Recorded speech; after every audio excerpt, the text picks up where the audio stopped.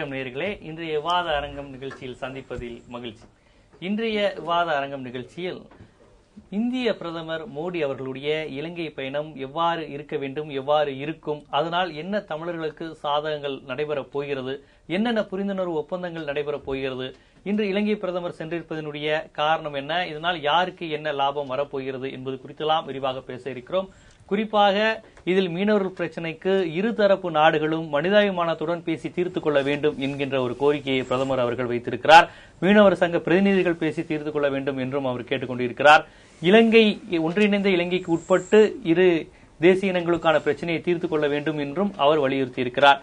இன்னும் பல்வேறு விஷயங்கள், ராமாயண ரயிலாக இருக்கட்டும், இங்கு உள்ள பௌத்தத்துக்கு தொடர்பான விஷயங்களை நாம் ஆதரவாக இருக்க வேண்டும் இலங்கைக்கு போன்ற பல்வேறு விஷயங்கள் இந்த பயணத்தில் அவர் பேசியிருக்கிறார். இந்த சூழ்நிலையில் இந்த விஷயத்தை நாம் எவ்வாறு எடுத்துக்கொள்ள வேண்டும், ஏற்கனவே இந்திய இலங்கைக்கான உறவு எவ்வாறு இருக்கிறது, இந்த இந்திய இலங்கைக்கான உறவு தமிழர்களுக்கு சாதகமாக இருக்கிறதா, தற்போது மோடி அவர்கள் போயிருப்பதால் பேசியிருப்பதால் என்னென்ன விஷயங்களை எதிர்பார்க்க முடியும், என்னென்ன கோரிக்கைகளை வைக்க வேண்டும் என்கின்ற தளத்தில்தான் இன்றைய விவாத அரங்கில் ஆளுமைகள் விரிவாக பேச இருக்கிறார்கள். இந்த விவாத அரங்கில் கலந்து கொண்டு தங்களது கருத்துக்களை எடுத்துரைப்பதற்காக அரசியல் திறனாய்வாளர் மற்றும் மூத்த பத்திரிகையாளர் ஐயநாதன் அவர்கள் இந்த பிரச்சனை குறித்து அவர் வரலாற்று தரவுகளுடன் பல விஷயங்களை சொல்ல இருக்கிறார். மறுமலர்ச்சி திராவிட முன்னேற்ற கழகத்தை சேர்ந்த தொழிற்சங்கத்தை சேர்ந்த வழக்கறிஞர் அந்திரிதாஸ் அவர்களும் அவர் தரப்பு கருத்துக்களை எடுத்துரைக்க இருக்கிறார். பாரதிய ஜனதா கட்சியினுடைய முக்கிய பிரமுகர் ராமசுப்ரமணியன் அவர்களும் இந்த பிரச்சனை குறித்து அவரது இயக்கம் சார்ந்த கருத்துக்களை தெரிவிக்க இருக்கிறார்கள். அகில இந்திய பாரம்பரிய மீனவர் சங்கத்தினுடைய தலைவரும் நிறுவனருமாகிய மகேஷ் அவர்களும் இந்த விவாதத்தில் அவர் தரப்பு மீனவர் சங்கம் சார்ந்த எதிர்பார்ப்புகளையும் நமது விவாத அரங்கில் எடுத்துரைக்க இருக்கிறார். இவர்களுடன் இணைந்துதான் இன்றைய விவாத அரங்கம் பயணிக்க இருக்கிறது. மகேஷ் சார், உங்களிடமிருந்தே விவாதத்தை ஆரம்பிப்போம். இப்ப மீனவர் பிரச்சனை அங்க ஒரு தொடர்ந்து பிரச்சனையா இருக்கிறது. அது காங்கிரஸ் பிஜேபின்னு இல்ல, தொடர்ந்து பிரச்சனையா இருக்கு. 83 பிரச்சனையா இருக்கு, பல்வேறு விஷயங்கள் இருக்கு. இந்த சூழ்நிலையில மோடி அவர்கள் போவதனால் இந்த பிரச்சனைக்கு, மீனவர்கள் பிரச்சனைக்கு எந்த அளவுக்கு தீர்வு வரும்னு எதிர்பார்க்கறீங்க? என்னென்ன மாதிரி எதிர்பார்ப்புல அவர் மீது வைக்கிறீங்க? அது நிறைவேற்றுவதற்கான வாய்ப்புகள் இருக்கா? மோடி அவர்கள் பிரதமராக கிட்டத்தட்ட 27 ஆண்டுகளுக்கு பிறகு முதல் முறையாக ஒரு இந்திய பிரதமர் இலங்கைக்கு செல்லக்கூடிய ஒரு சந்தர்ப்பம் என்று அமைந்திருக்கிறது. இந்த காலகட்டத்திலே முன் எப்போதும் இல்லாத அளவுக்கு கடந்த காலங்களிலே ராஜீவ்காந்தி அவர்கள் இலங்கைக்கு செல்லுகின்ற அந்த நேரத்திலே பெரிய அளவிலே மீனவர்களுக்கு இலங்கை கடற்படையினரால் பாதிப்பு இருந்ததில்லை. அதனால் அதற்குரிய பேச்சுக்கள் எதுவும் நடக்கவில்லை. ஆனால் இப்பொழுது கிட்டத்தட்ட 30 ஆண்டுகளுக்கு மேலாக படிப்படியாக நடந்து இப்போது மிகப்பெரிய தாக்குதல்களுக்கு உள்ளாகி 600க்கும் மேற்பட்ட மீனவர்களை நாங்கள் இழந்திருக்கக்கூடிய ஒரு சூழலில் இன்று சென்றிருக்கக்கூடிய மோடி அவர்கள் முதல் விஷயமாக மீனவர்களுடைய பிரச்சனையை அங்கே பேசியிருக்க வேண்டும். மீனவர்கள் என்பவர்கள் இந்தியர்கள், இந்திய நாட்டினுடைய பிரஜைகள் என்ற வகையிலே தொடர்ச்சியாக நடத்தப்பட்ட கொலைகளுக்கான விளக்கங்களை கேட்காவிட்டாலும் கூட குறைந்தபட்சம் சமீபத்திலே இலங்கையினுடைய பிரதமராக வந்திருக்கக்கூடிய ரணில் விக்ரமசிங்கே பேசியிருக்கக்கூடிய கொலைவெறி பேச்சாக இருக்கக்கூடிய மீனவர்களை சுட்டுக் கொள்ளும் என்று அவர் சொன்ன கருத்துக்கான விளக்கத்தையாவது மோடி அவர்கள் கேட்டிருக்க வேண்டும். இன்று நாடாளுமன்றத்திலே, இலங்கை நாடாளுமன்றத்திலே பேசியிருக்கக்கூடிய மோடி இதை பற்றி வாய் திறக்கவில்லை என்பதை நாம் பார்த்துக் கொண்டிருக்கிறோம். மீனவர்கள் பிரச்சனை குறித்த எந்த ஒரு விஷயத்தை அவர் பேசவில்லை என்பதை பார்த்திருக்கிறோம். எனவே இவர்களுக்கு அக்கறை இல்லை என்பது எங்களுக்கு தெரியும். இது பேச வேண்டும் என்பது எங்களுடைய எதிர்பார்ப்பு. ஆனால் அதை பற்றி கண்டுகொள்ளாமல் இருப்பது என்பது தொடர்ச்சியாக எந்த ஆட்சி வந்தாலும், காங்கிரஸாக இருந்தாலும் சரி, பிஜேபியாக இருந்தாலும் சரி, மீனவர் பிரச்சனையை கண்டுகொள்ளாமல் இருப்பது என்பது அவர்கள் தொடர்ச்சியாக நடந்து கொண்டிருக்கக்கூடிய ஒரு முயற்சி. காரணம் என்னவென்றால், இந்த இதுவரை நடந்த படுகொலைகளுக்கும் தொடர்ச்சியாக மீனவர்கள் மீது நடத்தப்படக்கூடிய இந்த தாக்குதல்களுக்கும் பின்னணியிலே இந்திய அரசாங்கத்தினுடைய, இந்திய ஆளுமையினுடைய பங்களிப்பு இருப்பதாகத்தான் நாங்கள் குற்றம் சாட்டுகிறோம். இது வெறும் குற்றச்சாட்டுல இதற்கு போதிய ஆதாரங்கள் இருக்கிறது. காரணம் என்னவென்றால், தொடர்ச்சியாக எங்களை மீன்பிடி தொழிலை விட்டு துரத்துவதற்காக இந்திய அரசாங்கங்கள் தொடர்ச்சியாக சட்டங்களை கொண்டு வருகிறது. சமீபத்தில் கூட மீனா குமாரி அறிக்கை என்ற பெயரிலே எப்படி காங்கிரஸ் அரசாங்கம் சிஆர்எஸ் என்கிற பேரில் எங்களை துரத்துவதற்கு சட்டங்கள் கொண்டு வந்ததோ, சாதகமா மீனவர்கள் பெருமுதலாளிகளுக்கும் இந்தியாவில் இருக்கக்கூடிய பெருமுதலாளிகளுக்கும் சிங்கள தொடர்புக்கும் என்ன தொடர்புன்னு பாக்குறேன். கண்டிப்பாக இருக்கு. இப்ப நீங்க இந்தியாவினுடைய அரசாங்கம் என்பது இந்தியாவுடைய பெருமுதலாளிகளுக்கான அரசாங்கமா தான் இருந்து கொண்டிருக்கிறது. அங்கே இலங்கையோடு அவங்க நட்பு உறவை எதுக்கு பேணணும்னு நினைக்கிறாங்கன்னா, இங்க இருக்கக்கூடிய பெருமுதலாளிகள் இலங்கையிலே வியாபாரங்கள் தொடங்குவதற்கும் அங்கே வியாபாரங்களை நிறுவுவதற்காகவும் தான் இந்திய அரசாங்கம் இலங்கையோடு நட்புறவை பேணுகிறது. அதனால்தான் கோத்தபய ராஜபக்சே அங்கு நடந்த போரை வந்து இந்தியாவின் போரை நாங்கள் நடத்துவோம் என்று கூற காரணமே இந்திய அரசாங்கம் முழுமையாக அதற்கு ஒத்துழைத்தது என்ற காரணத்தினால்தான் அந்த வார்த்தையை சொல்லியிருந்தார்கள். எனவே அவர்களுடைய எண்ணம் என்னவாக இருக்கிறது என்றால் இந்தியாவோட பெருமுதலாளிகளை காப்பாற்ற வேண்டும் என்பதுதான் எண்ணமாக இருக்கிறதே தவிர இந்திய நாட்டிற்காக உழைக்கக்கூடிய இந்திய நாட்டினுடைய பிரஜைகளாக இருக்கக்கூடிய இந்திய மீனவர்களை காப்பது என்பது அவர்களுடைய அந்த பாதுகாப்பு திட்டத்துக்குள்ளே வரவில்லை என்பதுதான் உண்மை. எனவே இதுக்கு தடையாக இருப்பது என்பது கண்டிப்பாக இலங்கை என்பது இரண்டாம் பட்சம். இந்த படுகொலைகளுக்கும் எல்லாத்துக்குமே காரணமாக இருப்பது இந்திய அரசாங்கத்தினுடைய ஒரு பொறுப்பின்மை என்பதுதான் காரணம்.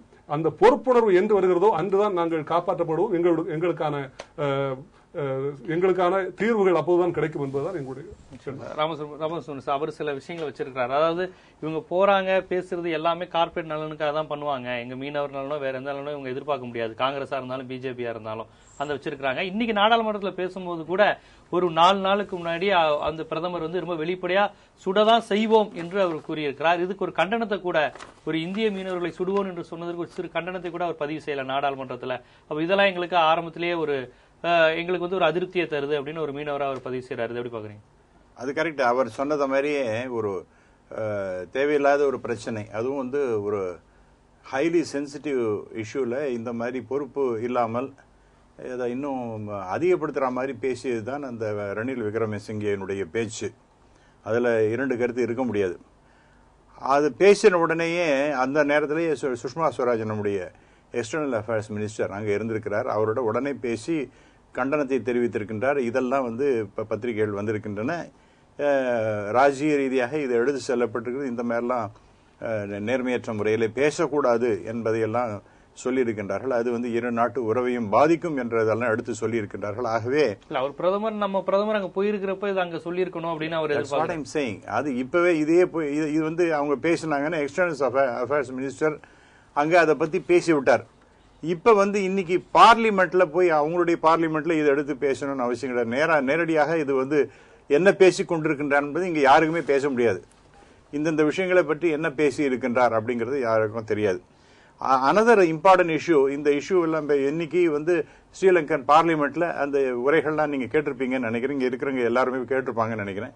ரொம்ப தெளிவாக சொல்லி இருக்கின்றார். இந்த மீனவர் பிரச்சனை என்பதே ரொம்ப ஒரு தீர்க்கப்பட வேண்டிய 2 நாட்டு மீனவர்களுக்கும், இந்திய மீனவர்களுக்கும் சரி ஸ்ரீலங்கன் மீனவர்களுக்கும் சரி இது ஒரு பெரிய பிரச்சனை இருக்கின்றது. அதை வந்து சுமூகமாக தீர்க்கப்பட வேண்டும்.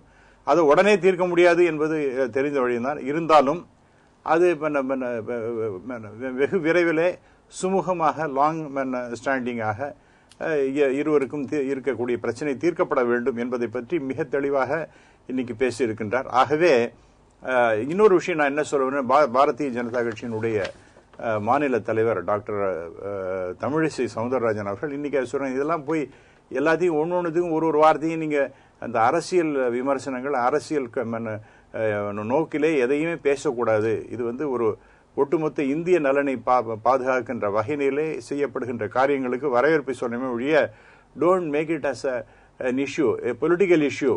இது வந்து நல்ல விஷயம் அல்ல அப்படிங்கிற மாதிரி எடுத்து சொல்லியிருக்கின்றார். இன்னைக்கு எவ்வளவு அற்புதமான பேச்செல்லாம் பேசி இருக்கின்றார், என்னென்ன விஷயங்கள்லாம் நடந்து கொண்டிருக்கின்றன அப்படிங்கறதெல்லாம் நாம் பார்க்கணும். நாளைக்கு ஃபார் த ஃபர்ஸ்ட் டைம் 28 வருஷமா யாரும் எந்த பிரைம் மினிஸ்டர் அங்க போகவே இல்லை.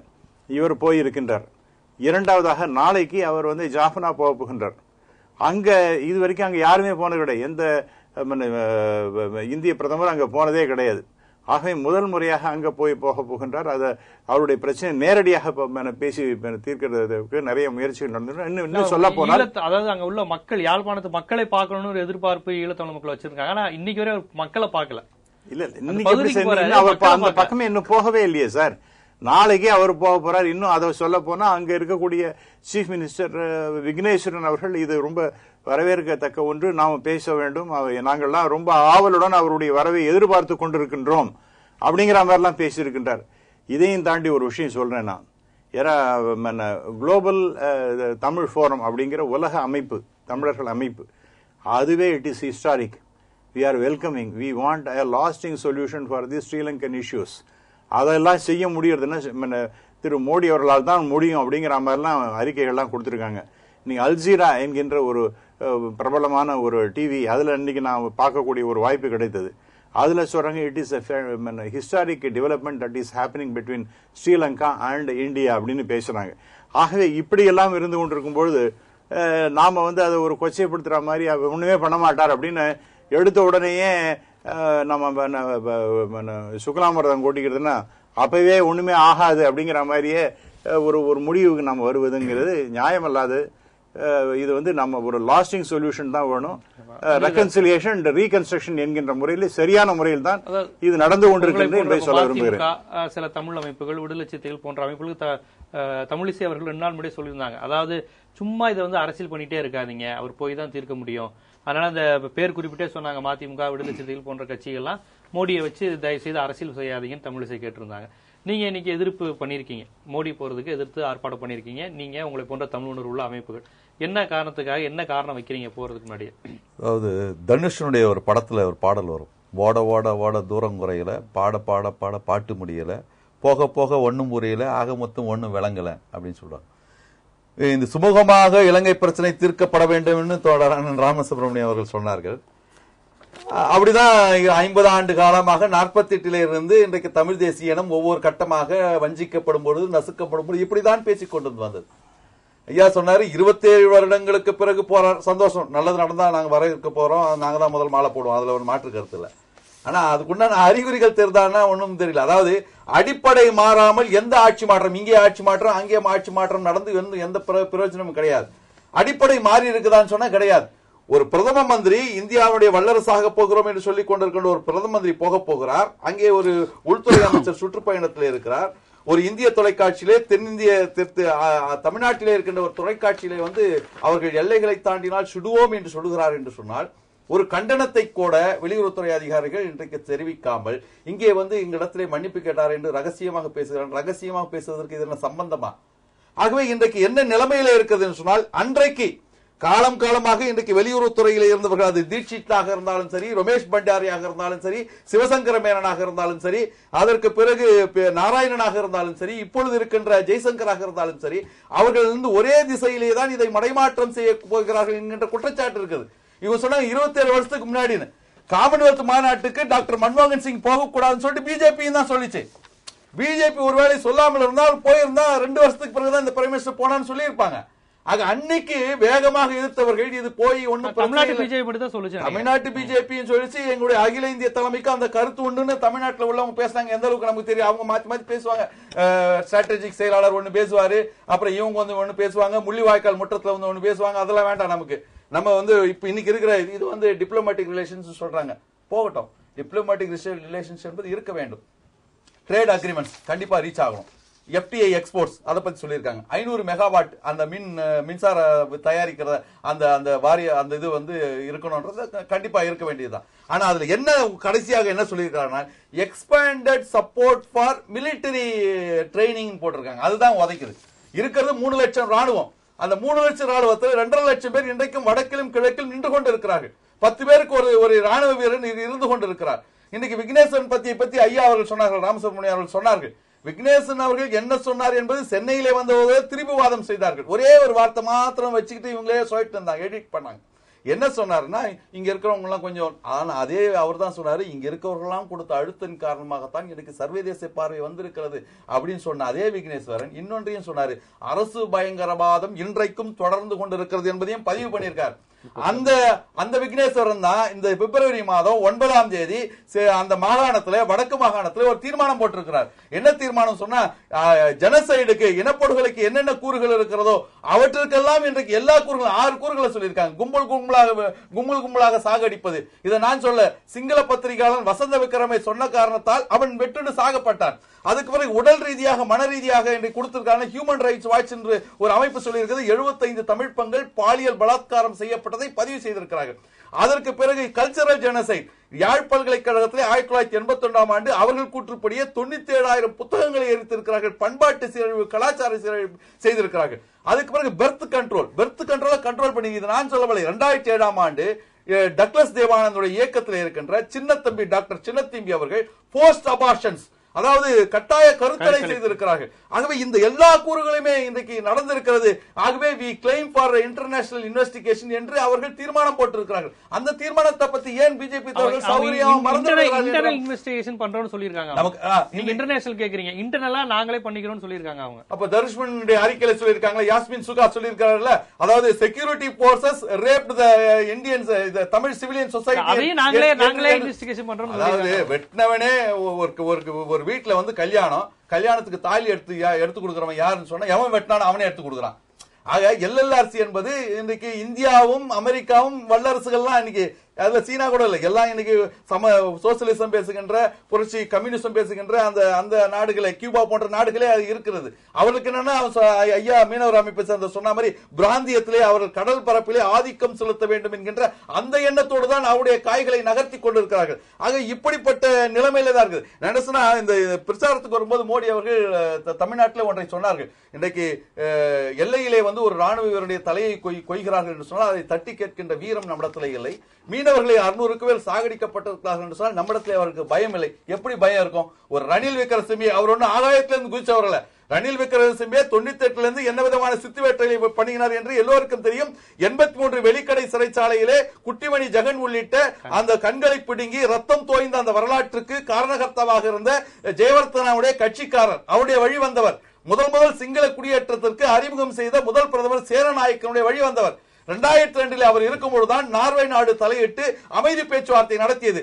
அந்த அமைதி பேச்சுவார்த்தையிலே கையெழுத்து போட்டவர்கள் என்று சொன்னால் எங்களுடைய அண்ணன் பிரபாகரன் அவர்களும் ரணில் விக்ரமசிங்கேவும் கையெழுத்து போட்டிருக்கிறார்கள். அதுல 2 சரத்துக்கள் என்ன என்று சொன்னால், அங்கே இருந்து ராணுவத்தை வெளியேற்ற வேண்டும், அரசியல் கைதிகளை உடனடியாக விடுதலை செய்ய வேண்டும் என்கின்ற 2 சரத்துக்களை வைத்திருக்கிறார்கள். இவற்றையெல்லாம் மூடி மறைத்து விட்டு இன்றைக்கு பிரபாகர் ஒரு தலைப்பட்சமாக ஒரு விடுதலை இயக்கத்தை மாத்திரம் ஏன் கொச்சைப்படுத்துகிறார்கள்?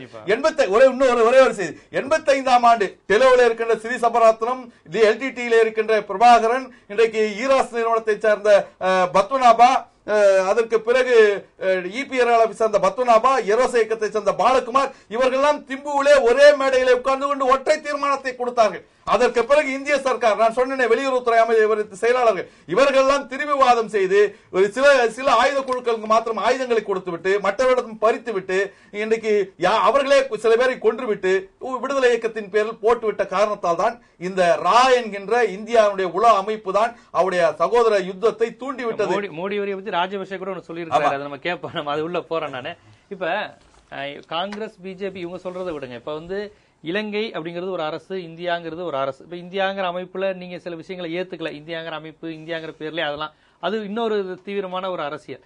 இப்ப அங்குள்ள தமிழர்கள் சிங்கள அரசுக்கு, அதாவது அந்த அமைப்புக்குள்ளதான் இருக்கிறாங்க, இலங்கைக்குள்ள.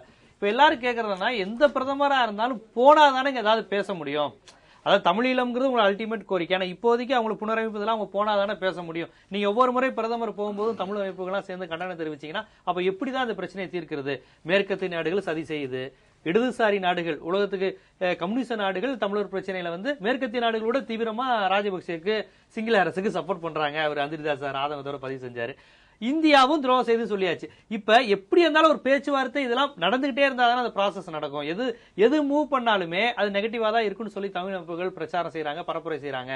இது எப்படி நியாயம் அப்படிங்கறதா அரசு கேட்கிற கேள்வி, பாஜகவா இருந்தாலும் காங்கிரஸா இருந்தாலும். இது எப்படி பாக்குறீங்க? சரி, இப்ப இந்த பிரதமர் மோடி அவர்களுடைய பயணத்தை என்ன சொல்லி இந்தியாவுடைய அயலுறவு அமைச்சகம் விளக்கியது? 2 நாடுகளுக்கு இடையிலான பொருளாதாரத்தை பலப்படுத்துவோம், அதான் அவங்க சொன்னாங்க.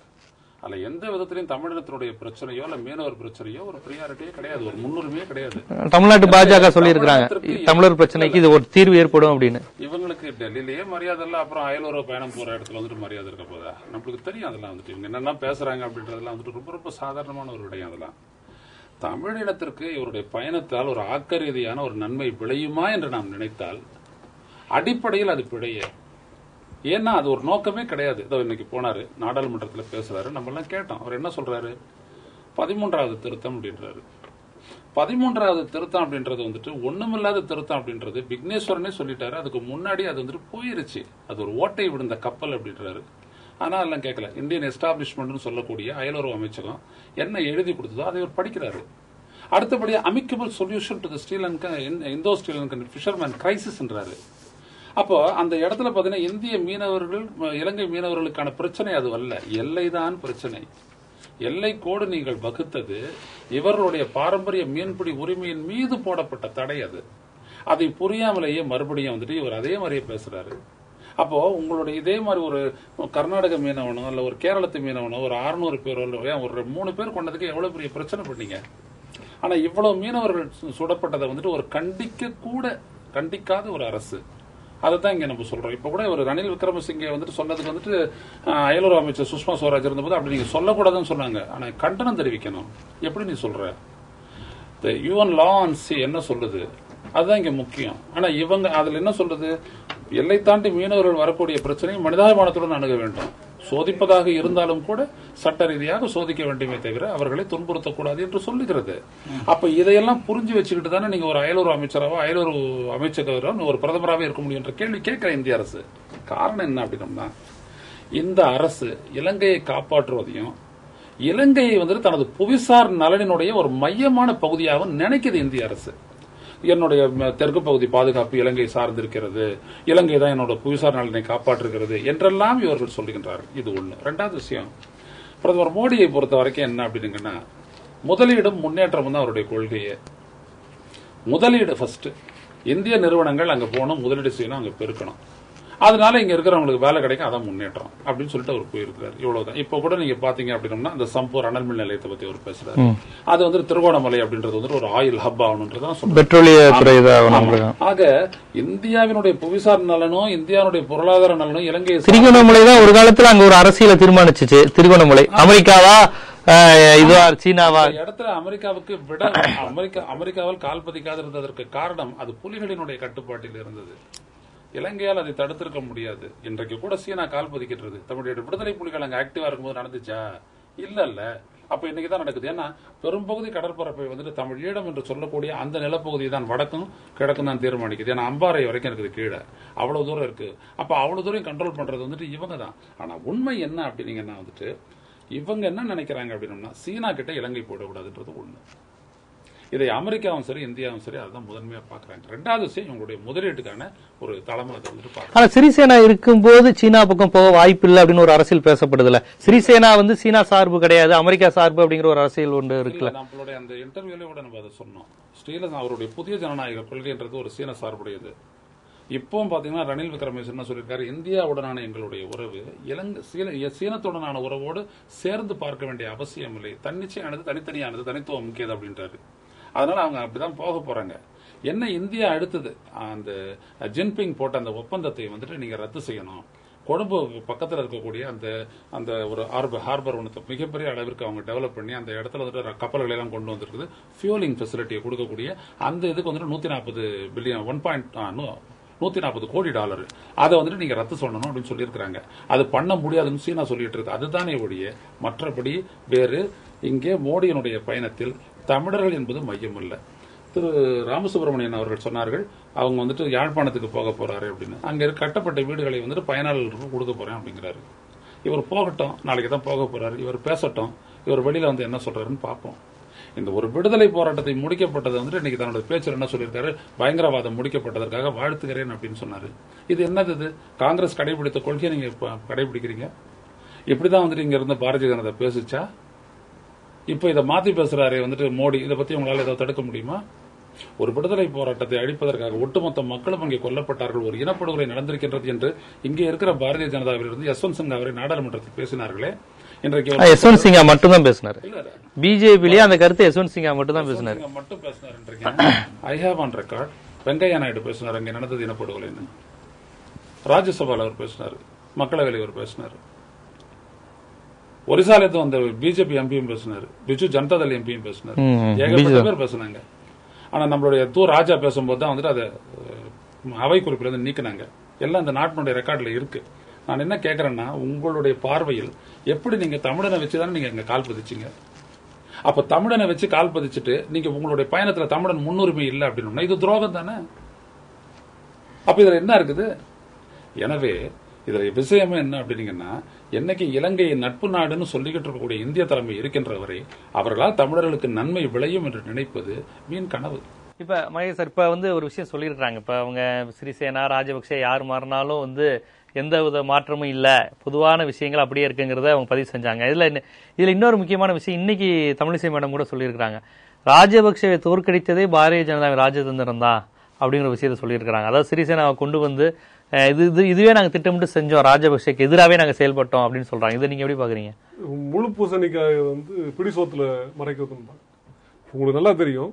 ராஜபக்சேவுக்கு வந்து வாழ்த்து தெரிவித்தவர், வெற்றி பெற வாழ்த்து தெரிவித்தவர் நம்முடைய பிரதமராக இருக்கக்கூடிய நரேந்திர மோடி அவர்கள். இது வெளிப்படையாக எல்லா மட்டத்திலுமே விவாதிக்கப்பட்ட ஒரு விஷயம், தமிழ்நாடு முழுக்க கொந்தளிச்ச ஒரு விஷயம். இவர் எப்படி வந்து ஒரு இனப்படுகொலையாளனுக்கு ஆதரவாக இந்த மாதிரி ஒரு பேட்டி கொடுக்கலாம் அப்படின்னு சொல்லிட்டு இருந்த ஒரு விஷயம். அப்படி இருக்கும்போது இவர்களுடைய ராஜதந்திரத்துல வந்து ஜெயிச்சிருக்காங்கன்னு சொல்லக்கூடிய வந்து முழுக்க முழுக்க அப்பட்டமான பொய். மாநாட்டு உரையில சொன்னாங்க, சார்க் மாநாட்டுல வந்து பேசின ஒரு விஷயம். அந்த அன்னைக்கு முடிச்சுட்டு வரும்போதும் பேசியிருக்காங்க. அதே கருத்தை வலியுறுத்தினாப்ல அதுக்கு பிறகும் கூட. இப்போ இவங்க சொல்லக்கூடிய இந்த கருத்துக்கள் வந்து முழுக்க முழுக்க பொய்ன்றது ஒரு விஷயம். அடுத்தபடியாக இன்னைக்கு வந்து இந்தியாவுடைய பிரதமர் வந்து அங்க உட்கார்ந்து இருக்கிறார். இலங்கையினுடைய கடற்படை வந்து எங்களுடைய மீனவர்கள் மீது இன்னைக்கு பெட்ரோல் குண்டு அடிச்சிருக்காங்க. இந்த தெருவில் போற ரவுடிங் அடிக்கிற மாதிரி இன்னைக்கு வந்து பெட்ரோல் குண்டு அடிச்சிருக்கக்கூடிய ஒரு நிகழ்வு நடந்திருக்கு. அப்படின்னா இந்தியாவுடைய பிரதமருக்கு அல்லது இந்திய நாட்டுக்கு அவங்க கொடுக்கக்கூடிய மரியாதை என்ன? இதுக்கு வந்து நம்ம ஏற்கனவே சொன்ன விஷயம், இதுவரை கொல்லப்பட்ட மீனவர்களுடைய மரணத்துக்காக ஒரு கேள்வியும் இவர் கேட்கல. அதே போல பாதிக்கப்பட்டிருக்கக்கூடிய மீனவர்களுக்கான ஒரு திட்டத்தை வந்து எதுவுமே இவர் முன்வைக்கல. இன்னைக்கு இருக்கும்போது நடந்த இந்த தாக்குதலுக்கு இவருடைய பதில் என்னன்றது ஒரு பெரிய கேள்வி. அதுவும் வந்து சொல்ல. அதே நேரத்தில் வந்து அவர் வந்து அங்க புத்தகையால போய் வந்து வழிபாடு நடத்த போறார் அப்படின்ற மாதிரி எல்லாம் ஒரு இதெல்லாம் வரும். இப்போ இவர்கள் வந்து இந்திய தேசத்துக்காக போராடுற மாதிரி இங்க வந்து ஒரு ஷோ காமிச்சிட்டு இருக்காங்க. ஆனா இந்திய நாட்டினுடைய மக்கள் தாக்கப்படுவதற்காக ஆதரவு தெரிவிக்கல. அதே மாதிரி இந்துக்களுக்காக நாங்க போராடுறோம்னு சொல்லி ஒரு பெரிய ஒரு பம்மாத்து பண்ணிட்டு இருக்காங்க. அங்கே கொல்லப்பட்டது, அங்கே சாகடிக்கப்பட்டு கொண்டிருப்பது, அங்கே துன்புறுத்தலுக்கு உள்ளாக்கப்பட்டு கொண்டிருப்பது முழுக்க முழுக்க இந்துக்கள். கோவில்கள் இடிக்கப்பட்டது, அங்கே பெரிய அளவுல அந்த நாடு முழுக்க கோவில்கள் இடிக்கப்பட்டது. இதுக்கெல்லாம் வந்து இவங்களுடைய பதில் என்ன? அங்க வந்து புத்தகையாவுக்கு போறாரு இவர், வந்து அங்க இடிக்கப்பட்ட எத்தனை கோயில்களுக்கு இவர் போறாரு? இவர் பதிவு செய்வாரா? இவங்க வந்து முழுக்க முழுக்க வெளிவேஷம் தான். இங்க வந்து இந்துத்துவா பேசுறதும் வெளிவேஷம் தான். அதே மாதிரி இங்க வந்து இந்திய தேசியம் பேசக்கூடியது வெளிவேஷம் தான். இவங்க முழுக்க முழுக்க இங்க இருக்கக்கூடிய பெருமுதலாளிகளுக்கு ஆதரவாகத்தான் இருக்கிறாங்க. அதுக்கு சேவகம் செய்யறது தான் இவங்களுடைய வேலையாக இருக்கிறது. அது எந்த அரசாக இருந்தாலும் சரி, அது பாரதிய ஜனதாவா இருந்தாலும் சரி, அதே மாதிரி வந்து பிஜேபி இருந்தாலும் சரி, காங்கிரஸா இருந்தாலும் சரி, அவங்களுடைய வேலைகள் அந்த மாதிரி தான் இருக்கு. இப்ப எங்களுடைய கோரிக்கை என்பது, எங்களுடைய பாரம்பரிய உரிமை பாக்வளைகுடா பகுதியிலே எங்களுடைய மீனவர்களுடைய மீன்பிடி உரிமை வந்து பாதுகாக்கப்படணும். அதுக்கு பொறுப்பேற்கக்கூடியவர்கள், எங்களுக்கு பாதுகாப்பு வந்து எங்க கிட்ட ஆயுதங்கள் கிடையாது. இப்ப எங்களுக்கு ஒரு அரசு தனியாக வந்து மீனவர்களுக்கு ஒரு அரசு இருக்குதுன்னா நாங்க வந்து பார்த்துப்போம். அதை பார்க்கக்கூடிய திராணியும் வலுவும் எங்களுக்கு இருக்கு. நாங்க ஒரு நாட்டுக்குள்ள இருக்கக்கூடிய ஒரு பிரஜைகள், எங்களுக்கு பாதுகாப்பு தர வேண்டியது இந்திய நாடு. நாங்க வந்து 38,000 கோடி வந்து அந்நிய செலாவணி இந்த நாட்டுக்காக வருடம் ஈட்டி கொடுத்துட்டு இருக்கிறோம். அதுல இருந்து எங்களுக்கு ஏதாவது மானியம் வருதான்னு கேட்டீங்கன்னா ஒண்ணும் கிடையாது. எங்களுக்குன்னு தனி அமைச்சகம் கிடையாது. ஒண்ணுமே இல்லாத ஒரு சமூகமாக இருந்துட்டு இருக்கிறோம். ஆனா இந்த நாட்டினுடைய மக்களுக்கு உணவு கொடுக்கிறோம், இந்த நாட்டுக்கு வந்து பெரிய அளவுல வருவாயை ஈட்டு கொடுக்கிறோம். ஆனா எங்களுடைய பாதுகாப்புக்கு வந்து இவங்க வந்து எந்த விதத்திலுமே வந்து உதவி பண்ணாத ஒரு சூழல் வந்து ஒரு அநியாயமான விஷயம். அதே நேரத்தில் வந்து இப்போ இந்த 45 நாள் தடைகாலம் இருக்கு இல்லையா, அந்த தடைகால நேரத்தில் வந்து வெளிநாட்டு கப்பல்களுக்கு இந்தியாவுடைய கடற்பகுதியில வந்து மீன் பிடிப்பதற்கு தடை எதுவுமே கிடையாது. அவங்க வந்து மீன் பிடிக்கலாம். அதே மாதிரி வந்து அந்த வெளிநாட்டு கப்பல்களுக்கு இங்க வந்து எரிபொருள் வந்து சர்வதேச சந்தை மதிப்பிலே வந்து வழங்கப்பட்டு கொண்டிருக்கிறது. ஆனா எங்களுக்கு வந்து மானியம் கிடையாது, அந்த அளவிலான மானியம் கிடையாது. இப்படியான ஒரு சூழல்கள் இருக்கு. அதே போல இங்க எங்க மேல இப்போ குற்றம் சாட்டப்படக்கூடிய ஒரு குற்றம் என்னவா இருக்குன்னா, அந்த பாக்வளைகுடா பகுதியில வந்து நாங்கள் எல்லை தாண்டி போகிறோம் அப்படின்ற ஒரு குற்றச்சாட்டு இருக்கு, பாக்வளைகுடா பகுதியில மட்டும்தான். ஆனா இந்த தெற்காசிய பிராந்தியம் முழுக்க, அதாவது ஆஸ்திரேலியாவினுடைய பகுதியாக இருக்கக்கூடிய கிறிஸ்துமஸ் ஐலாண்டு முதல் இந்தியாவுக்கு தெற்கே இருக்கக்கூடிய மாலத்தீவு, அதற்கும் தெற்கே இருக்கக்கூடிய டிகோகாஷியா, அதையும் தாண்டி இந்தியாவினுடைய மேற்கு கடல் பகுதி வரைக்கும், மேற்கு கடல் பகுதியில் லட்சத்தீவு, அதையும் தாண்டி வரக்கூடிய பகுதிகளிலையும், அதே போல இங்க கிழக்கு பகுதி எடுத்துக்கிட்டீங்கன்னா நம்மளுடைய மேற்கு வங்காளம் வரைக்கும் கூட. இப்ப நீங்க சொல்ற லட்சத்தீவு ஒப்பந்தம் வந்து நான் என்ன சொல்ல வரேன்னா, இந்த மேற்கு வங்காளம் வரைக்கும் கூட, ஒரிசா தாண்டி வரைக்கும் கூட வந்து மீன் பிடிக்கக்கூடியது யாருன்னு கேட்டீங்கன்னா வந்து ஸ்ரீலங்கன் பிஷர்மன் தான் வந்து மீன் பிடிச்சிட்டு இருக்காங்க. தமிழ் மீனவர்களா சிங்கள மீனவர்கள்? அங்க சிங்கள மீனவர்கள். இதுல எங்களை பொறுத்த வரைக்கும் சிங்கள மீனவர்கள் தமிழ் மீனவர்கள் கிடையாது. மீனவர்கள்னா எல்லாரும் மீனவர்கள் தான். நாங்க அதுக்காக அவங்க எதிரியாலாம் பார்க்கல, சிங்களவர்களையோ அல்லது யாரையுமே எதிரியா பார்க்கல. எங்களுக்கு பொறுத்த வரைக்கும் சுமூகமான மீன்பிடி உரிமை தான் இருக்கணும்ன்றது எங்களுடைய கோரிக்கை. இப்போ இந்த எல்லை தாண்டி மீன் பிடித்தால் சுடுவோம்னு ரணில் விக்ரமசிங்கே சொன்னாரு. இதை சொல்வதற்கு இவர்களுக்கு எந்த விதமான தார்மீக உரிமையுமே கிடையாது. இன்னைக்கு பாத்தீங்கன்னா கடந்த நவம்பர் மாசம் 2014 நவம்பர் மாசம் யூரோப் யூனியன் இலங்கைக்கு ஒரு எச்சரிக்கை விடுத்தாங்க. நீங்க எல்லை தாண்டி மீன் பிடிக்கிறீங்க, அதாவது டீகா கார்சியா, மாலத்தீவு, லட்சத்தீவு, அதே போல கிறிஸ்மஸ் ஐலாண்டு பகுதிகளில் நீங்க எல்லை தாண்டி மீன் பிடிக்கிறீங்க. நீங்க இதை தொடர்ந்தீங்கன்னா பெரிய அளவுல கொள்முதல் பண்ணக்கூடிய இந்த ஐரோப்பிய யூனியன் சொல்றாங்க, நீங்க அதே இதை தொடர்ந்துட்டீங்கன்னா இல்ல ஒரு நிமிஷம் நீங்க தொடர்ந்தீங்கன்னா உங்களை தடை பண்ணுவோம்னு சொன்னாங்க ஜனவரி 15ஆம் தேதி. அதே போல கடந்த ஜனவரி 15ஆம் தேதி இலங்கையினுடைய தொடர்ச்சியான தடையான மீன் கண்டிப்பா இலங்கையினுடைய எந்த அத்துமீறலுக்கும் மீனவர்கள் சார்பான ஒரு குரலாக இந்தியாவின் குரல் இல்லை அப்படிங்கிறது அவருடைய இது. அவங்க கொஞ்சம் போனாலே பிடிக்கிறது. இன்னைக்கு கூட 28 அமளு வீச்சுகள் மீனவர்கள் நிகழ்த்தி இருக்கிறாங்க. அப்ப நம்ம இந்தியாவுக்கும் பிரதமருக்கும் அவன் என்ன மரியாதை தரான் அந்த இலங்கைங்கிற நாடு? ஆனா நம்ம தொடர்ந்து நட்பு நாடுன்னே சொல்லிட்டு இருக்கோமே அப்படிங்கறது அவங்களுடைய கேள்வியா இருக்கு. இன்னைக்கு உங்களுடைய ப்ரோக்ராமே நீங்க எப்படி ஆர்கனைஸ் பண்ணிருக்கீங்கன்னா, ஏதோ மோடியினுடைய அந்த பயணத்தை கொச்சைப்படுத்த வேண்டும் என்பதற்காக 3 பேரை கூட்டி வச்சுட்டு என்னை இங்க ஒரு பார்வையாளராக உட்காந்து வச்சுட்டு அவங்களுடைய செர்மன்ஸ்லாம் நான் கேட்கறதுக்காக ஒரு ஆளை நீங்க உட்காந்து வச்சிருக்கீங்க. நார்மலா நான் I will be an offensive character. நான் நடுப்புற குறுக்க பேசுறதுங்கிறது எனக்கு என்னுடைய ஏற்புடையது அல்ல. பட் இருந்தாலும் கூட இன்னைக்கு இங்க நடக்கக்கூடிய நிகழ்ச்சி என்பது என்னவோ மோடி என்னவோ பெரிய தவறு பண்ணிட்டாது போலவும், அவர் மற்றவங்கெல்லாம் இங்க இருக்கிறவங்கெல்லாம் அவர் மிக பெரிய மோசமான ஒரு முடிவுக்கு விட்டார். அவர் கார்பரேட் செக்டருக்காகத்தான் அங்க வேலை செய்கின்றார். ஐ திங்க் இதெல்லாம் அபத்தமான பேச்சுக்கள். இதெல்லாம் ஏற்றுக்கவே முடியாது. ஒண்ணு. இரண்டாவதாக நமது நாட்டினுடைய இறையாண்மையை காப்பாற்றப்பட வேண்டும். அது சீனா கிட்ட ரொம்ப அவங்க நெருங்கி போய் கொண்டிருக்கின்றார்கள் என்பதற்காக அவர் பேசினார்னா அப்ப ஒரு 2 நாட்டுகளுக்கும் உள்ள இந்த ராஜ்ஜிய உறவு மட்டுமல்லாது இது ராணுவ உறவும் இருக்கணும் அப்படிங்கிறது ஒரு அவசியம். ஆகவே அதற்காக நாம முயற்சிகள் எடுத்துக்கொள்ளணும். ஏன்னா இதுவரைக்கும் நம்ம சவுத்துல பொறுத்த வரைக்கும் ஸ்ரீலங்கால மிகப்பெரிய பிரச்சனையாக இருந்தது சீனாங்கிறது. அந்த சீனாவை நாம வளர்த்து விட்டு கொண்டிருக்கின்றோம்.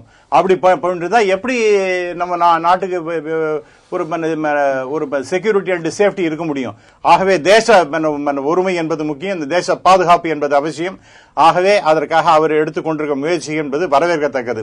இரண்டாவதாக இப்ப இதான் ஜெனசைட்னு சொல்லிட்டு இருந்து இந்த ஸ்ரீலங்கன் ஃபிஷர்மனையும் இந்தியன் ஃபிஷர்மனை பத்தி ஒண்ணுமே பேசவே இல்லை.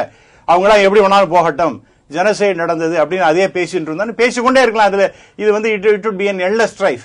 அது இதுக்கு ஒரு முடிவே கிடையாது. இந்த மாதிரி பேசிக்கொண்டே இருப்பார்கள். இதை நீங்க பேசிக்கொண்டே இருக்கிறதுக்கு நீங்க அனுமதி கொடுத்து கொண்டிருப்பீர்கள், அவ்வளவுதானே ஒழிய இதுல என்ன முடிவு வர போறது?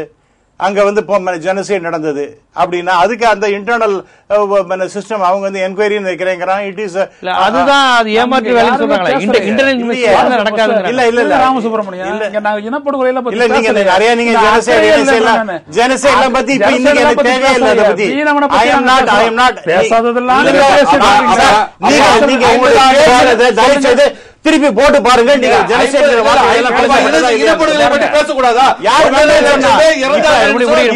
சொல்றது என்னன்னா இங்க பேசக்கூடாது.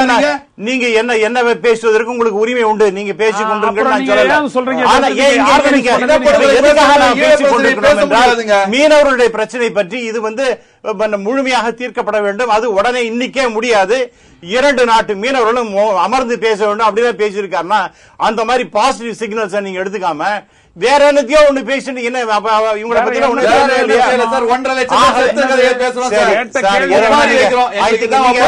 பத்தி அந்த ஒப்பாரியில வைக்கிறதுக்கு இப்ப நேரம் கிடையாது சார். நான் இல்ல சார், நாம இன்னைக்கு மோடி இன்னைக்கு போயிருக்கார் என்றால் அந்த நல்ல விஷயத்தை பத்தி பேசக்கூடிய ஒப்பாரி வைக்கிறதுக்கும் இனப்படுகொலை நடந்ததுக்கும் இங்க அது பேசுறதுல அர்த்தமே இல்ல. அதெல்லாம் பின்னாடி அதெல்லாம் ஒரு விஷயமே கிடையாது. இங்க இருக்கிறவங்க எதுக்கு சார் பேசுறாங்க? இப்ப இன்னைக்கு 86 பேர் விடுதலை செஞ்சிருக்காங்களே, அதை பத்தி யாரும் பேச மாட்டாங்களா? 600 பேரை கொண்டாங்க. பிஜேபி ஆட்சிக்கு வந்த பிறகு யாராவது ஒருத்தருக்கு யாராவது செத்து போனாங்களா? இன்னும் சொல்ல போனால் கழுத்தில் தூக்கு மாட்டி செத்து போக வேண்டிய இருக்கக்கூடிய 5 மீனவர்களை காப்பாற்றியது இந்த பிஜேபி அரசு. ஆகவே இவர்களெல்லாம் எதையாவது பேசிட்டே இருந்தானா கூட்டத்தில் கூடி நின்று கூடி பிதற்றலின்றி நாட்டத்தில் கொள்ளாரடி கிளியே நாளில் வளர்ப்பாரடின்னு இவரெல்லாம் செய்து கொண்டிருக்கின்றார்கள். அதாவது இந்த நாட்டுக்கு ஸ்ரீலங்காவோட நல்ல உறவு இருக்கக்கூடாது, வயிற்றை நிரப்ப நாங்க விரும்பவில்லை. அத நீங்க அப்படி இருக்கலாம். பட் மக்களை பொறுத்த வரைக்கும் they are very happy. நீங்க இங்க இருக்கக்கூடிய தமிழ் அமைப்புகள் இவரெல்லாம் உதாசீனம் செய்யப்பட்டு விட்டன. இவரெல்லாம் பேசிக்கொண்ட they are all insignificant characters. இவங்களை பத்தி எங்களுக்கு கவலை கிடையாது. மாறாக இந்த ஸ்ரீலங்கன் பிரச்சனையில மீனவர்களுக்கு lasting solution will be found out only by BJP and nobody else. That is all very very clear. இல்ல இப்ப அவர் என்ன சொல்றாரு, பாசிட்டிவான விஷயங்கள்லாம் நிறைய இருக்கு. இன்னைக்கு கூட அந்த புனரமைப்புக்காக கொடுத்த பணம் சையத் அக்பருதீன் வந்து அவரை வந்து சொல்லலையா, இவங்க எல்லாம் எதிர்த்து அவங்கள சுட்டுட்டாங்களே இவர் வந்து தெளிவா சொல்ற இந்த மாதிரி பேசக்கூடாது, நம்முடைய எக்ஸ்டர்னல் அஃபேர்ஸ் ஸ்போக்ஸ் பர்சன் பேசவே இல்லையா? சுஷ்மா ஸ்வராஜ் நீங்க சொன்னது தவறு எடுத்து சொல்லவே இல்லையா? எதை வேணாலும் பேசிட்டு இருக்கிறது. எதுக்கு பதட்டப்படுறீங்க? பதட்டமே நான் படல சார். ஏன்னா நீங்க இப்ப நீங்க 3 பேரும் சேர்ந்து நீங்க வந்து என்ன பெரிய எத்தனை பேர் வேணாலும் பேசட்டும். ஆனா எவ்வளவு நேரம் நீங்க வந்து 12:40 வரைக்கும் இவர்கள் பேசி இருக்கின்றார்கள். நீங்க மட்டும் நான் பேசுறத சும்மாவா இருக்கிறீங்க? யாரு நான் இப்பதான் அதுக்காக தான் நான் பேச வேண்டிய அடிப்படையில ஒரு ஊடகத்தை வந்துட்டு ஊடகத்தினுடைய நோக்கத்தை எல்லாம் பேசுறதுக்கு யாருக்கும் உரிமை இல்ல. அது நீங்க பேசுறது எனக்கு நீங்க சொல்ல வேண்டிய அவசியம் இல்ல. எனக்கு நீங்க பேசுறதுக்கு முன்னாடி நான் பேசிக் கொண்டிருக்கிறேன். உங்களுக்கும் ஒரு இடம் இருக்கிறது. அந்த இடம் வரும்போது நீங்க பேசுங்க. இவ்வளவு தூரம் நீங்க வந்துட்டு அப்படியே 3 பேரை திட்டுறது 4 பேரை திட்டுறதெல்லாம் வீணு. இந்த மோடி போனார், இந்த நாட்டுக்கு இத்தனை கோடி வருவாய் வரப்போகுது, இந்த நாட்டு மீனவர்கள் இதெல்லாம் கிடைக்க போகுது அப்படின்னு நீங்க பட்டியலிடுங்க. கேட்கிற மக்கள் முடிவு செய்யட்டும். நாங்க என்ன பண்ணிட முடியும்? நீங்க ரொம்ப வளர்ந்துட்டதெல்லாம் சொன்னீங்களே, அதெல்லாம் ஸ்ரீரங்கம் தேர்தல் வரைக்கும் எல்லாத்தையும் பார்த்தாச்சு, டெல்லியிலயும் நடந்துருச்சு. அது வேற விஷயம். ஒரு பிரதமர் போறார், இது தமிழ்நாட்டில் நடக்கக்கூடிய ஒரு விஷயம். ஒரு தமிழன் 2 அடிப்படையில், ஒன்னு தமிழ் மீனவன், இன்னொன்னு ஈழ தமிழ் மக்கள். இவர்கள் 2 பேருக்கும் இவர் போனதுனால என்ன விளையும் அப்படின்றத நான் சொல்றேன். அதை மாத்தி நீங்க சொல்லுங்க. அதுதான் இங்க முக்கியம். இந்த நாடு உள்ளபடியே அந்த மீனவர்களை தன் நாட்டு மீனவர்கள் என்று பார்த்தால் 600 மீனவர்கள் வரை சுட்டுக் கொல்லப்பட்ட போது சும்மா இருந்திருக்குமா? அதுதான் நான் கேட்கிறேன். எங்களை ஏன் பகடையாக்குறேன்னு தான் நான் கேட்கிறேன். புரியுதுங்களா? இன்னைக்கு என்ன சொன்னார் அவர் மகேஷ்? இந்த நாட்டிற்காக 38,000 கோடி அந்நிய செலாவணியை ஈட்டி தரக்கூடிய மீனவர்கள் என்று சொல்லுகின்றார். அப்பொழுது அவர்களுக்காக ஒரு கவனம் செலுத்துங்கள் என்று சொல்றாரு. அவர் சொல்றாரு மீனாகுமாரி அறிக்கை மீனவர்களை சிஆர் கோஸ்டல் ரெகுலேஷன் ஜோன் என்று சொல்லி வெளியேற்றுகிறது என்று சொன்னார். அதற்கு பதில் சொல்லுங்கள். அதுக்கெல்லாம் நீங்க பதில் சொல்லணும். You are representing a party. நீங்க பதில் சொல்லிட்டு போங்க. அவ்வளவுதான். எதிர்றது மக்கள் தீர்மானிச்சிருவாங்க. நாங்க 3 பேர் சேர்ந்து பேசுறதுனால 3 பேர் பேசிட்டாங்க, இதன மெஜாரிட்டரின் ஒப்பீனியன். அது ஒப்பீனியன் சொல்லக்கூடிய எவ்வளவு நேரம் அதே நீண்டவா பேசிக்கொண்டே இருந்தீங்க அர்த்தம். இந்த விவாதமே மோடியினுடைய பயணம் தானே. பயணம் உங்களுக்கு பாசிட்டிவ், மோடியினுடைய போனா அல்டர் நெகட்டிவ். அதான் நான் சொல்றேனே. இந்த நாடு இலங்கையை தனது புவிசார் நலனுக்கான நாடு என்று பார்க்கின்ற வகையில், அந்த அடிப்படையிலேயே செயல்படக்கூடிய வகையில் இந்தியாவை பொறுத்த வரைக்கும் அது இலங்கையினுடைய நட்பு நாடு அல்ல, அடிமை நாடு. நான் வெளிப்படையா நான் சொல்றேன். நீங்க அந்த மாதிரிதான் போயிட்டு இருக்கீங்க. ஐநாவினுடைய மனித உரிமை மன்றத்தில் நடந்த வாக்கெடுப்புல தெளிவாக நீங்கள் வந்து எந்த ஒரு பக்கம் நிற்காமல் ஒதுங்கி நின்ற நாடு. பிஜேபி வந்துட்ட உடனே ஆட்சிக்கு வந்த உடனே என்னாச்சு? அதையே தான் நீங்க மறுபடியும் செய்றீங்க. அப்போ இந்த தமிழர்களாகிய நாங்கள் உங்களை நம்புறதுக்கு என்ன அடிப்படை இருக்கு? அதை சொல்லுங்க. நீங்க இப்ப சொல்றாங்க இவர் போறாருன்னு, நாளைக்கு போயிட்டு வர்றாரு. அதான் நான் சொன்னேன், நாளைக்கு போறாரு பாப்போன்னு சொல்றேன். எஜெண்டால என்ன இருக்கு? அங்கே கட்டப்பட்ட வீடுகளை எடுத்து பயனாளர்களுக்கு கொடுக்க போறாருன்னு இருக்கு. தமிழ் மக்களை சந்திக்க போகின்றார், மனிதாபிமான பிரச்சனைகளை பேச போகின்றார் என்றா சொன்ன இல்ல. ஆனா நீங்க என்ன சொல்றீங்க? பார்லிமெண்ட்ல இவர் என்ன பேசுறாரு? பயங்கரவாதத்தை முடித்து வைத்ததற்காக வாழ்த்துகிறேன் என்று சொல்றாரு. விடுதலை போராட்டம் அங்கே நடந்தது இனப்படுகொலைன்னு ஆட்சிக்கு வர்றதுக்கு முன்னாடி பேசிட்டு, ஆட்சிக்கு வந்துட்ட உடனே நீங்க மாத்தி பேசுறீங்களே, சொல்ல மாட்டோமா? சொன்னா தவறா? எனவே முதல்ல நீங்க வந்துட்டு you have a reasonable attitude. நீங்க உங்களுடைய தரப்பை சொல்லுங்க. நாங்க எங்களுடைய கருத்துக்களை இங்க நடக்கக்கூடிய இதுல வந்து அங்க இந்தியா கொடுத்த பணத்தெல்லாம் இவங்க ஒழுங்கா செலவழிச்சிருக்காங்களான்னு மானிட்டரிங் பண்ண போறாங்கன்னு ஒரு விஷயம் இருக்கு. இப்ப அது வந்து ஒரு தேவையான விஷயம் தான். ஆனா இப்ப இது வந்து நீங்க உண்மையிலேயே அங்க ஈழத்தமிழர்களுக்கு செஞ்சீங்களா அப்படின்னு இந்திய பிரதமர் தானே கண்காணிக்க முடியும். அந்த வேலையை அதாவது முதல் தூதுக்குழு போகும்போதே 4000 வீடுகளை ஒப்படைக்கிறோம், 5000 வீடுகளை ஒப்படைக்கிறோம் சொன்னாங்க. இதுவரை எவ்வளவு 44 வீடுகள் கூட முழுமையா ஒப்படைக்கல. அது வேற பிரச்சனை. நாளைக்கு 50,000 வீடுகளை ஒப்படைக்க போறா சொல்லிருக்காங்க. இல்ல நான் நம்பர் ஒண்டிதான் சொன்னேன். மோடி அவர்கள் இன்றைக்கு பேசியிருக்காங்க, நான் மறுக்கல. இதை 50 ஆண்டு காலமாக இதையே தான் பேசிக் கொண்டிருக்கிறோம். தமிழ் தேசியத்தை ஒழிக்கின்ற அந்த ஒற்றை மதத்திலே காங்கிரசும் பிஜேபியும் ஒரே மதத்தை சார்ந்திருக்கிறார்கள், எப்படியாவது ஒழித்து விடுவது என்று. குஜராத் மீனவன் அடிபட்ட பொழுது அந்த பாகிஸ்தானுடைய ராஜாங்க உறவுகளை கூட முறித்துக் கொள்ள வேண்டும் என்று பேசுகிறவர்கள், என்னுடைய தொப்பில் குடைவரை இங்கே இருக்கின்ற 600 மீனவர்கள் கொல்லப்படும் பொழுது, அங்கே சுஷ்மா சுவராஜ் இருக்கும் பொழுதே இங்கே ஒருவர் அந்த நாட்டினுடைய பிரதமர் எல்லை தாண்டினால் சுடுவோம் என்று சொல்வதும், அங்கே மோடி அவர்கள், மரியாதைக்குரிய நம்முடைய பிரதமர் மோடி அவர்கள் அங்கே பாராளுமன்றத்தில் பேசிக் கொண்டிருக்கும் பொழுதே பெட்ரோல் கொண்டு வீசிக் கொண்டிருக்கிறார்கள் என்று சொன்னால், நீங்கள் மெல்லிய மயிலிறகால் ஏன் இன்னும் தடவி கொண்டிருக்கிறீர்கள் என்பதுதான் எங்களுடைய கேள்வி. இப்போ நாங்க என்ன சொல்றோம்னா, கிரிக்கெட் நடந்து கொண்டிருக்கிறது, உலகக்கோப்பை கிரிக்கெட். இதை மாத்திரம் சொல்லி நான் முடிக்கிறேன். ஏற்கனவே சென்ற கிரிக்கெட் போட்டி, உலகக்கோப்பை கிரிக்கெட் 2011 உங்களுக்கு ஞாபகம் இருக்கும் நினைக்கிறேன். என்ன நடந்தது தெரியுமா? ஸ்ரீலங்கா இந்தியாவுடன் தோற்று போயிடுச்சு. நாமெல்லாம் இங்கே குதூகலித்துக் கொண்டிருந்தோம், இந்தியா ஜெயித்து விட்டது. எங்கே நடந்தது தெரியுமா? அங்கே மீன்பிடித்துக் கொண்டிருந்த ஆண்டனி, அகஸ்டஸ், மாரிமுத்து, ஜான் பால், இந்த 4 பேர் மீன் குடித்துக் கொண்டிருக்கும் போது அந்த வெறி பிடித்த அந்த சிங்கள கப்பல் படை ஒரு மாரிமுத்து என்புடைய தலையை வெட்டியது, ஜெயக்குமாருடைய கை வெட்டப்பட்டது, ஒருவருடைய பிணம் நெடுந்தீவிக்கு பக்கத்தில் போய் ஒதுங்கியது. அங்கே போய் அடக்கம் செய்து விட்டு வந்தார்கள். அந்த மீனவ குடும்பங்கள் எல்லாம் அழுது கொண்டிருந்தது. ஏன், என்ன காரணம் என்று சொன்னால், அவ்வளவு வெறி, இந்தியாவிடம் நாம் தோற்று போய்விட்டோமே என்கின்ற வரி. ஒருவேளை தெய்வாதீனமாக ஏ டீமிலே இன்றைக்கு ஸ்ரீலங்காவும், பி டீமிலே இந்தியாவும் இருக்கிறது. ஒருவேளை நாளைக்கு இறுதிப் போட்டி வந்தால், இந்தியாவிடத்தில் ஸ்ரீலங்கா இறுதிப் போட்டியிலே வந்தால், ஒருவேளை ஸ்ரீலங்கா தோற்றுவிட்டால் மீனவர்களுக்கு என்ன நடக்குமோ என்று இப்பொழுதே அச்சம் வந்திருக்கிற அந்த சூழ்நிலை இருக்கிறது. ஆகவே குஜராத் மீனவன் அடிபடும் பொழுது இருக்கின்ற நிலைமை ஏன் தமிழ் மீனவர்கள் அடிபடும் பொழுது ஏன் அதை எடுக்கவில்லை என்பதுதான் கேள்வி. இன்னொன்று கடைசியா முடிச்சிடறேன். இது இலங்கை தமிழ் தேசிய இவர் சொல்ற, ரொம்ப பேசினீங்க. ஆமா, 1.5 வருஷம் எங்க ஆளுங்க செத்தாங்க, எங்களுடைய தொப்புள் கூட. இதை பேசாம, வரலாற்றை பேசாமல் ஈழ பிரச்சனையை பேச முடியாது. தீஸ்தா நதிக்கார பிரச்சனை வந்ததுல, வங்கதேசம் சம்பந்தப்பட்ட பிரச்சனை இல்ல. டாக்டர் மன்மோகன் சிங் போனார்ல, அந்த அம்மா 1000 கருத்து மாறுபாடுகள் வேற கட்சினா கூட அவங்களை கலந்து பேசிவிட்டு தான் வங்கதேசத்துக்கு போய் தீஸ்தா நதிக்கரை பிரச்சனை பேசினார். இது எங்களுடைய தொப்புள் கொடி பிரச்சனை. எங்களுடைய சட்டமன்றத்தில் தீர்மானம், எங்களை கலந்து விட்டு பேசித்தான் நீ வெளியுறவு கொள்கையை வகுக்க வேண்டும். ஒரு பதில் சொல்லிடுறேன். அதாவது மீனவர்கள் விடுதலை பண்ணது இவர் தான், இப்ப இருக்கக்கூடிய பிஜேபி அரசாங்கம் தான் பண்ணுச்சு அப்படின்றப்ப, அந்த மீனவர்கள் கைது செய்யப்பட்டதிலிருந்து முழுக்க அதற்கான செலவை வழக்கு செலவையும் அவர்கள் நிரபராதிகள் என்று சொல்லி இது பண்ணது முழுக்க தமிழக அரசாங்கம். அதே போல இந்த 2011 மீனவர் படுகொலை, அண்ணன் சொன்ன இப்ப குறிப்பிட்ட அந்த உலகக்கோப்பைக்காக படுகொலை செய்யப்பட்ட மீனவர்கள் தான் கடைசியாக கொல்லப்பட்ட மீனவர்கள். காங்கிரஸ் அரசாங்கத்தினுடைய ஆட்சி காலத்தில் குறிப்பாக சொல்ல வேண்டும் என்றால், தமிழகத்திலே அதிமுக 2011 ஏப்ரல் 2ஆம் தேதி, அதாவது தமிழகத்திலே அதிமுக ஆட்சிக்கு வந்த பிறகு படுகொலை இல்லை. இங்கே இருக்கக்கூடிய தமிழக முதல்வராக இருந்த அம்மா அவர்களுடைய அழுத்தத்தின் பேரில் தான் அந்த படுகொலைகள் தடுத்து நிறுத்தப்பட்டது என்பதுதான் உண்மையை தவிர பிஜேபிக்கு அதுக்கு சம்பந்தம். ஒரு விஷயம் நான் சொல்றேன், செத்து போனது அவங்களை காப்பாத்தின, நாங்க அந்த தூக்கில இருந்து காப்பாத்தினோம் என்றால் அந்த குடும்பத்தை அவங்க காப்பாத்தின, இதுல யாரும் இல்லைன்னு சொல்ல BJP recognise that. In fact, we paid encomium to the government of Tamil Nadu for having helped the families. அதுல ஒண்ணு நாங்க இல்லைன்னு நான் சொல்லவே இல்லை. ஆனால் நாங்கள் அந்த 5 பேரை கொண்டு வந்தோமே, அதற்கு நீங்கள் யாருமே அப்ரிசியேஷன் இல்லையே என்பதுதான் எங்களுடைய ஆதங்கம். அது ஒண்ணு இருக்கட்டும். இரண்டாவதாக, இப்ப எக்ஸ்டர்னல் அஃபேர்ஸ் எல்லாம் இங்க இருக்கிறவங்களை கேட்டு யாரை போய் கேட்டு பண்ண எனக்கு தெரியல. இந்த ஃப்ரிஞ்ச்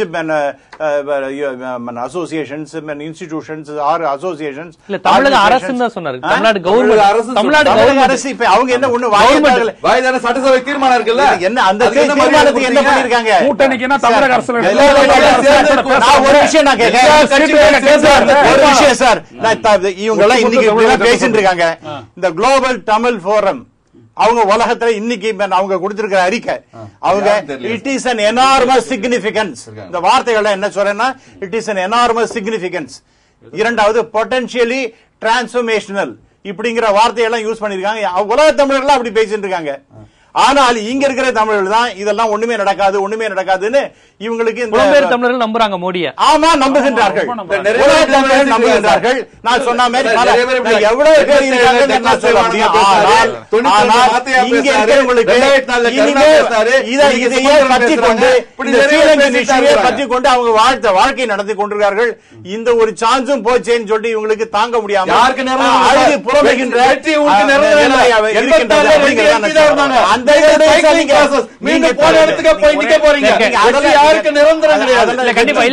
யாரும் பேசல. காங்கிரசினுடைய அணுகுமுறைக்கும் பிஜேபி அணுகுமுறைக்கும் என்ன வேறுபாடு? அதுதான் காங்கிரசுக்கு அணுகுமுறைக்கும் எங்களுக்கும் அவன் என்ன வித்தியாசம்னா, அவங்க இருக்கும்போது தைரியமாக சுட்டுக் கொன்றார்கள். அவர்களை பற்றி அவருடைய மீனவர்களை பற்றி ஏடிஎம்கே ஆட்சி வந்தோடனே நின்றுச்சுன்னு சொல்றாரு. அது இருக்கு சார். பட் அவங்கள பிடிச்சுன்னு போனதும் அவங்களுக்கு பல்வேறு தொந்தரவுடையும் கொடுத்து யாரு சார்? இன்னைக்கு யாராவது பிடிச்சுன்னு போனா அடுத்த ஒரு நாள் 2 நாள்ல ஒரு வாரத்துக்குள்ள வெளில வந்துடுறாங்க. இன்னொரு விஷயம் நான் சொல்றேன், இவங்க பிசினஸ் சொல்லிட்டு இருக்காங்களே, யாரு இல்லைன்னு சொன்னா, நானும் எம்படால நான் வந்து எக்ஸிகியூட்டிவ் கமிட்டி மெம்பரா இருந்தவன். எனக்கு மீனை பத்தி எனக்கும் தெரியும். I was a member of EMPEDA. ஆகவே எனக்கு இந்த மீனை பத்தி எவ்வளவு எக்ஸ்போர்ட் பண்ணினாங்க அதெல்லாம் எனக்கு நல்லாவே அதெல்லாம் தெரியும். இன்னைக்கு ட்ரேடு எல்லாத்தையும் தான் நீங்க பார்க்கணும். மீனவர்களை பார்க்கணும், அந்த நாடு வளம் பெற வேண்டும்ங்கிறத பார்க்கணும், நமது பாதுகாப்பு அவங்களோட பாதுகாப்பு தாண்டி நம்முடைய ட்ரேட் அதையும் பார்க்கணும். இன்னைக்கு $5.2 பில்லியன் நம்ம பிசினஸ் இருக்குங்கிறது இன்னொரு $10 பில்லியன் மாற வெரி சிக்னிபிகன்ட் ஒன். பேச்சுவார்த்தை என்ற பெயர்ல வந்து மீனவர்களுடைய பேச்சுவார்த்தை நடத்தினால் இதுவாயிரும் அப்படின்ற மாதிரியான ஒரு தவறான ஒரு பிம்பம் கட்டமைக்கப்படுது. ஏன்னா வந்து இதுக்கு முன்னாடி 2010 மீனவர்கள் பேச்சுவார்த்தை நடந்திருக்கிறது. இது சொல்ல போனா முதல்ல என்னுடைய தலைமையில தான் வந்து இங்க ஒரு பேச்சுவார்த்தைக்கான ஆரம்ப புள்ளியே நடத்தப்பட்டது. அதுக்கு பிறகு வந்து கடந்த ஆண்டில் கூட மீனவர் பேச்சுவார்த்தை நடந்துச்சு. இப்ப நான் கேட்கக்கூடியது, ஏற்கனவே நடந்த இந்த 3 கட்ட 4 கட்ட பேச்சுவார்த்தைகள் எடுக்கப்பட்ட முடிவுகளுக்கு இந்த 2 அரசாங்கங்களுடைய பதில் என்ன? இப்ப நாங்க வந்து நியாயமான கோரிக்கைகள் வச்சிருக்கோம். இன்னும் குறிப்பா சொல்லணும்னா 1/3 குறைவான நாட்களே வந்து நாங்கள் அந்த பகுதியிலே மீன் பிடிக்க தயார், மற்ற நாட்களிலே வந்து இலங்கை மீனவர்கள் வந்து அப்போதிலே மீன் பிடிக்கட்டும் என்கிற ஒரு மாதிரியான கருத்துக்கள் கூட அங்க சொல்லப்பட்டது. இப்படியான அதே போல படிப்படியாக இன்னொரு கருத்து, அங்கு உள்ள தமிழ் மீனவர்கள் தான் இங்க உள்ள தமிழ் மீனவர்கள் எதிர்க்கிறாங்கன்னு ஒரு கருத்து தொடர்ந்து சொல்லப்பட்டது. அது கட்டமைக்கப்பட்ட ஒரு பொய். காரணம் அங்க உள்ள இலங்கை தமிழர்கள் தான் இங்க தமிழர்கள் பிடிக்கிறத எங்களை கம்ப்ளைண்ட் பண்றாங்கன்னு ஒரு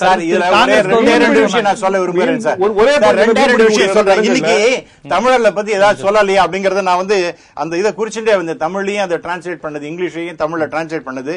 இந்த ஒருங்கிணைந்த இந்திய இலங்கை என்பது இருக்க வேண்டியும், அதுல ஒன்றும் சந்தேகமே கிடையாது. தமிழ் தனி ஈழம் எல்லாம் ஒத்துக்க மாட்டோம் நாங்க. அடுத்ததாக இலங்கை தமிழர்களுக்கு சம உரிமை வழங்குவதிலும் 13வது சட்ட திருத்தத்தை அமல்படுத்துவதற்கும் இந்தியா இலங்கைக்கு துணை நிற்கும். ஆகவே தமிழர்களுக்கு நல்வாழ்வு வேணுங்கிறத பத்தி நம்ம சொல்லியிருக்கோம். அப்புறம் 13வது சட்ட திருத்தத்தை பத்தி சொல்லியிருக்கோம். மீனவர்களை பத்தி பேசும்பொழுது 2 நாட்டு மீனவர்களும் பேசுவதற்காக உடனடியான ஒரு அரேஞ்ச்மெண்ட் பண்ண வேண்டும் என்பதையும் சொல்லியிருக்கிறோம். பேச்சுவார்த்தைகள் எடுக்கப்பட்ட முடிவுகளுக்கு என்ன இரு அரசாங்கத்தோட பதில் என்ன என்பது எங்களுக்கு தெரியணும். அதே போல அந்த பேச்சுவார்த்தை மூலமாக ஏற்கனவே பேசப்பட்ட மாதிரியே வந்து அந்த இழுவலைகள் அந்த மாதிரியான விஷயங்கள்ல கூட இந்த ரெட்டமடி வலைகள் பயன்படுத்துதல் எல்லாமே வந்து நின்று விட்டது. முழுவதுமாக ராமேஸ்வரத்திலே அந்த மாதிரியான தொழிலே இப்ப நிறுத்தப்பட்டு விட்டது. எனவே வந்து முழுமையாக எல்லா விதமான ஒத்துழைப்புக்கு வந்து தமிழக மீனவர்கள் ஆயத்தமாக இருக்கிறார்கள். இதை நடைமுறைப்படுத்த வேண்டியது உண்மையிலேயே அக்கறையோடு இந்திய அரசாங்கம் வந்து இதுக்கான நடவடிக்கைகள் எடுக்க வேண்டும். அதை பத்தி நான் என்ன சொல்லுங்க, ஒரே அதுக்கப்புறம் எல்லாரும் நீங்க பேச விடுங்க. இன்னைக்கு என்ன சொல்லியிருக்காங்கன்னா, எனக்கு நான் தமிழ்லயும் நான் எழுதி வந்திருக்கேன், மீனவர் பிரச்சனைக்கு தீர்வு காண சிறிது காலம் ஆகும். இதெல்லாம் என்னோட ஸ்டேட்மெண்ட் கிடையாது. மோடியினுடைய பேச்சு இருக்கா இல்லையான்னு இவங்கள ஒத்துக்கிறாங்களா இல்லையான்னு எனக்கு தெரியுது. நான் படிச்சது நான் சொல்றேன். மீனவர் பிரச்சனைக்கு தீர்வு காண சிறிது காலம் ஆகும். இரு நாட்டு மீனவர்கள் பிரச்சனையில் வாழ்வாதாரம் மனிதாபமான கோணங்களோடு பரிசீலிக்கப்படும் அப்படிங்கிற மாதிரி எல்லாம் பேசியிருக்காங்க. ஆகவே ஒண்ணுமே அவங்களே பத்தி பேசல, தமிழ் மக்களுடைய வாழ்வுரிமையை பத்தி ஒண்ணுமே பேசல என்பதெல்லாம் தவறான செய்திகள். இதெல்லாம் பிளீஸ் மீனவர் பிரச்சனையே பேசல. கடந்த மார்ச் மாதம் இந்த மாதம் 4ஆம் தேதி ஐநாவுடைய அரசியல் பிரிவு செயலாளர் இலங்கைக்கு சென்று அவர் சொன்ன செய்தி இந்தியன் எக்ஸ்பிரஸ் பத்திரிகையில வந்திருக்கிறது. அவருடைய வார்த்தைகளே சொல்கிறேன். We urged the Sri Lankan government to pressurize things connected to land, detentions, disappearances. நிலம், சட்டத்துக்கு புறம்பாக உள்ளே கைது செய்யப்பட்டவர்கள், காணாமல் போனவர்கள், இவர்களை பற்றி இன்னைக்கு என்ன நிலைமை தெரியுமா? இவங்க சொல்றாங்களே ஆட்சி மாற்றம் வந்துச்சு, அடிப்படையில் மாறிச்சுன்னு.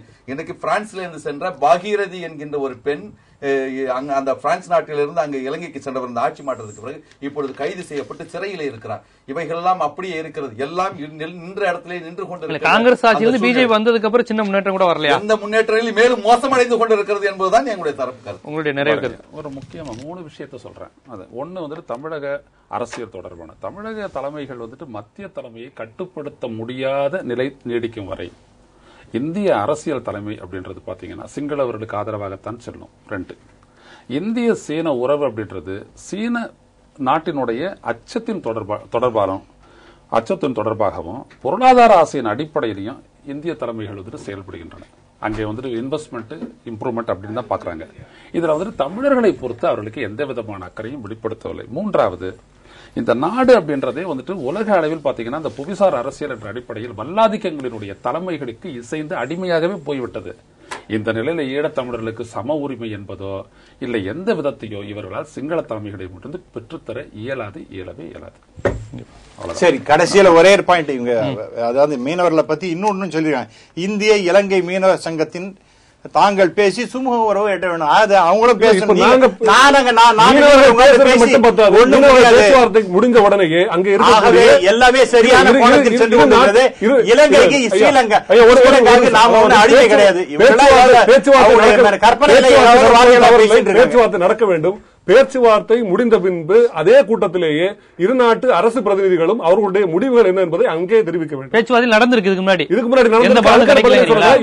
இப்போது நடக்க போகின்ற பேச்சுவார்த்தையிலும் இரு நாட்டு காங்கிரஸ் அரசுல நடந்தது, காங்கிரஸ் அரசாங்கத்தில் நடந்துச்சு. இப்போ நடக்க போகின்ற அந்த பேச்சுவார்த்தையில் வெளிப்படையாக அங்க முடிவு என்ன, அதுக்கான முடிவு என்ன என்பதை இரு நாட்டு அரசாங்கமும் அந்த கூட்டத்திலேயே தெரிவிக்க வேண்டும். இன்றைக்கு மோடி அவர்கள் வெளிப்படுத்தி இருக்கின்ற வார்த்தைகள் என்ன ஆகின்றது என்பது இப்போ ஒரு குறுகிய எதிர்காலத்தில் நமக்கு தெரியும்.